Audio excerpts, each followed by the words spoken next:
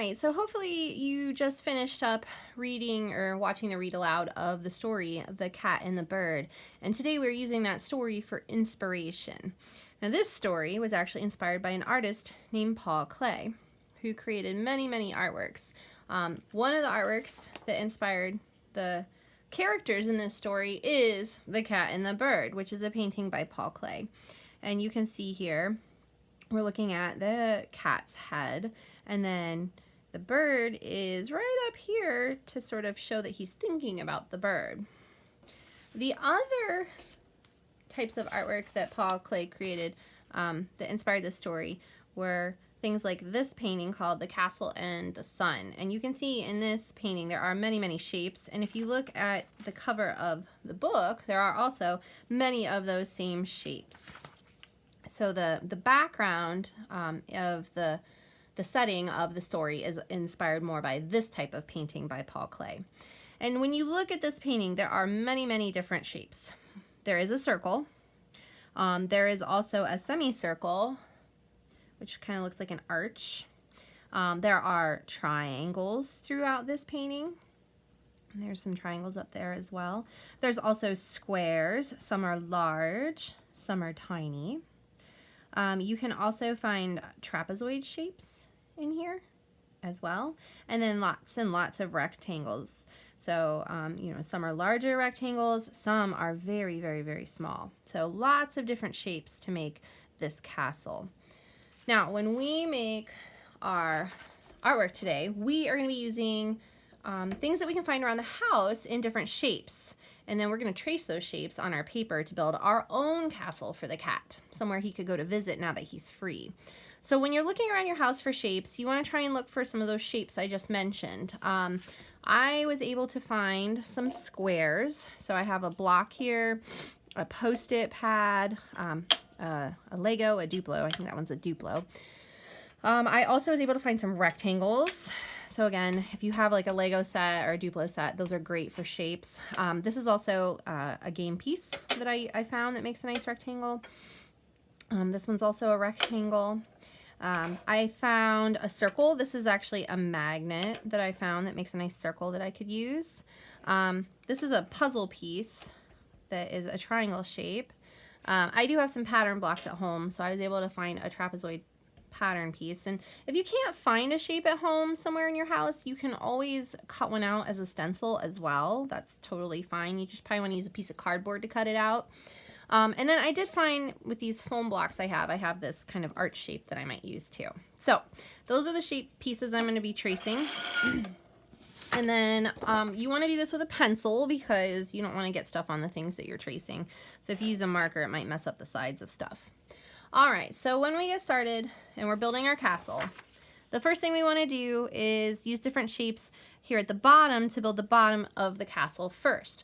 When a building is built, it's not built from the top down. It's always built from the ground up. So we want to line our shapes up across the bottom of our paper first. I always like to start with some of the bigger ones. So I'm going to go ahead and put this arch here in the middle and trace around that. And because it's against the bottom of the paper, I don't actually have to trace the bottom of the shape, since it's lined up right against the edge of the paper. And just make sure you're holding it while you're tracing it. If you let go, it's probably going to move, so you got to be careful. All right, so there's that. And then maybe I will use that other foam block that makes the square shape and do one of those on each side. I like to make my castle symmetrical, which means it's the same on both sides. But if you don't want to do that, that's fine. All right, and then maybe I'll add maybe a little square on each side. Okay, so that's that first step, is just to kind of get the bottom of your castle built up across the bottom of your paper. Now, the next step that you're going to do is you are going to continue using the shapes that you have, and you're going to start building the castle up. So you want to try to make sure to fit the shapes so that there are not gaps between them. You want them to be kind of touching each other, not leaving a space. So I'm going to use this Post-it pad square here. I'm going to do this, kind of make like a big tower, I think, in the middle. I like to put some towers on my castles. So then maybe I'll use this rectangle shape. Keep making my tower taller and taller. And notice there's no gap between them. One is sitting directly on top of the other. And then, let's see. I'm gonna put the square one on top of that. And then the last thing I'm gonna do is I think my triangle's too big. That's okay. I can use the trapezoid up here. Do that. So then I have my little rooftop. All right, so that's kind of like that middle tower. And then I'm gonna keep going with some more stacked shapes. So maybe I'll go back and use this square again. And then I'll use it over here on the other side. And maybe I'll use that domino shape that I found. Oh, that's like almost a perfect fit. I'll put that next to it on both sides. I feel like maybe this fits pretty well too. So I'm going to do that not once, but twice. Kind of make a little tower on each end as well. And then hopefully those towers, I can use that triangle to make a roof on. Now, let's see. I think I am gonna, whoops, that's okay. I'm gonna put my little triangle piece here, make a nice pointy roof for this tower. Do the same thing over here.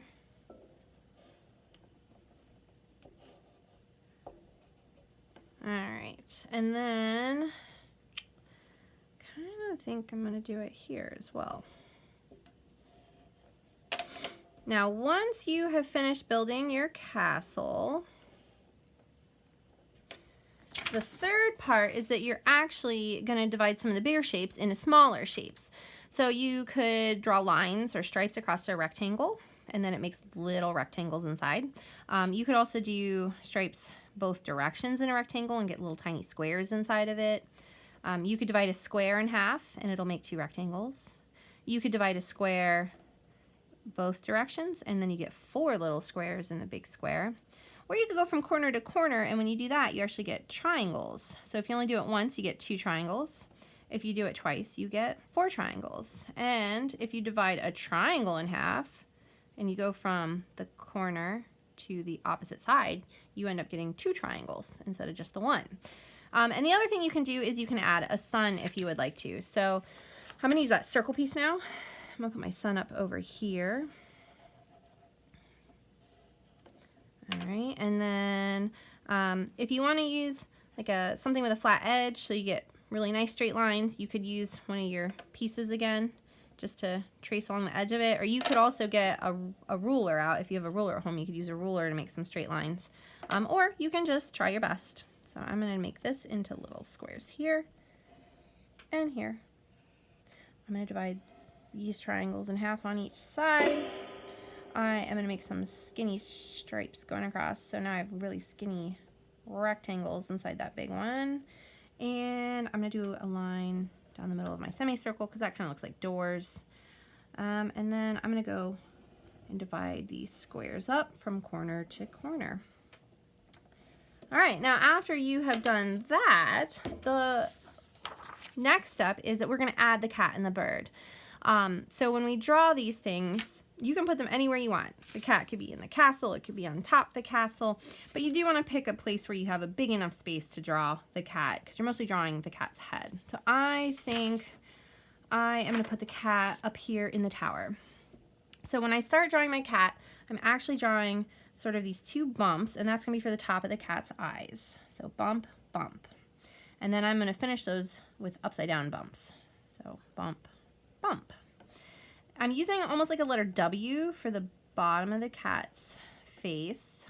And then you can see the ears come up from the eyes and go down in between them like that.